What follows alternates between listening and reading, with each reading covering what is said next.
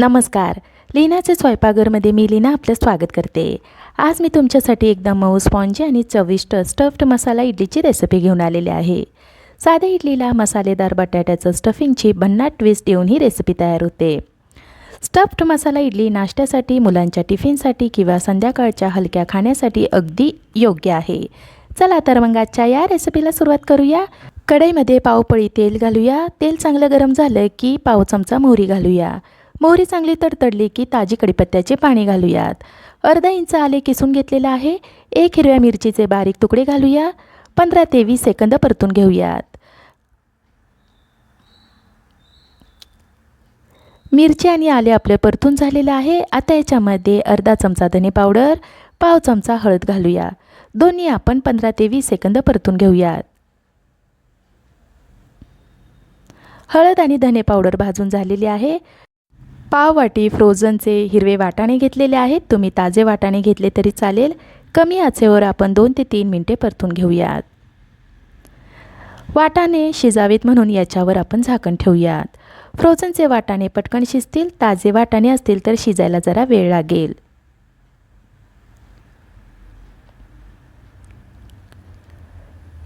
पाच ते 7 मिनिटे झालेली आहेत. झाकण काढून हलवून घेऊयात.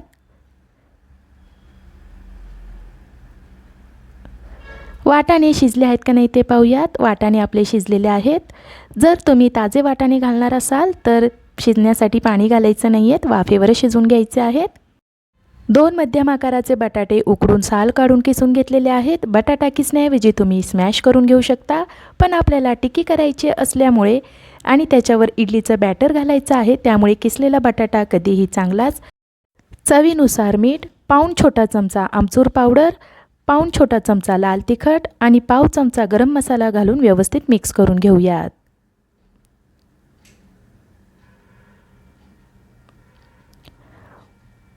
मिक्स करून झाल्यानंतर सगळ्यात शेवटी बारीक चिरलेली कोथिंबीर घालून मिक्स करून घ्यायची आहे. मिक्स करून झाल्यानंतर गॅस बंद करूया आणि भाजी पूर्ण थंड करून घेऊयात. इथे मी 1 ग्लास इडलीचं पीठ घेतलेलं आहे. त्याच्यामध्ये चवीनुसार मीठ घालूया आणि हलक्या हाताने पळीने व्यवस्थित मिक्स करून घेऊयात. इडलीचं पीठ आपल्याला फार पातळ नको आहे.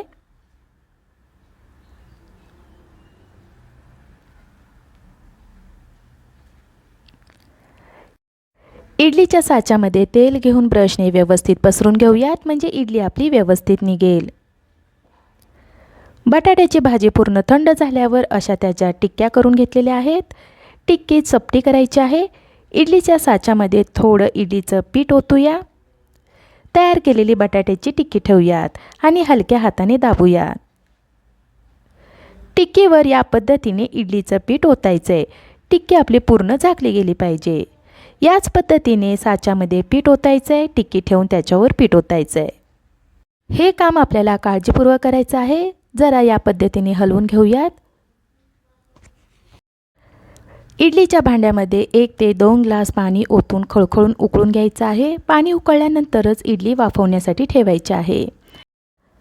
झाकण ठेवून गॅसच्या मोठ्या आचेवर 12 ते 15 मिनिटे वाफवून घेऊयात. 12 मिनिटे झालेली आहेत. झाकण काढूया. पाण्याचा हात घेऊन इडली आपण शिजली आहे का नाही ते पाहूयात. मिश्रण आपल्या हाताला चिटकलेलं नाही, याचा अर्थ इडली आपली शिजलेली आहे. गॅस बंद करून इडलीचा साचा बाहेर काढून थोडं थंड करून घेऊयात. थोडं थंड झाल्यानंतर इडली चमच्याच्या मदतीने काढून घेऊयात.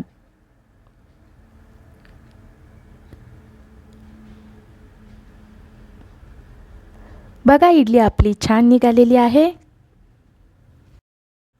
गरम गरम स्वादिष्ट स्टफ्ड मसाला इडली तयार झालेली आहे. स्टफ्ड मसाला इडली कोथिंबीरची चटणी, ओल्या नारळाची चटणी, शेंगदाण्याची चटणी किंवा तुमच्या आवडत्या कोणत्याही चटणीसोबत खाऊ शकता. अशी स्टफ्ड मसाला इडली तुम्ही नक्की करून बघा. तुम्हाला आणि तुमच्या कुटुंबाला जरूर आवडेल. मला आशा आहे आजच्या या रेसिपीची तुम्हाला थोडीफार मदत झाली असेल. आजची ही रेसिपी तुम्हाला आवडली असेल तर लीनाचे स्वयंपाकघर यूट्यूब चॅनलला लाईक, शेअर आणि सबस्क्राईब करायला विसरू नका. पुन्हा भेटूयात अशा छानशा रेसिपीसह. तोपर्यंत धन्यवाद.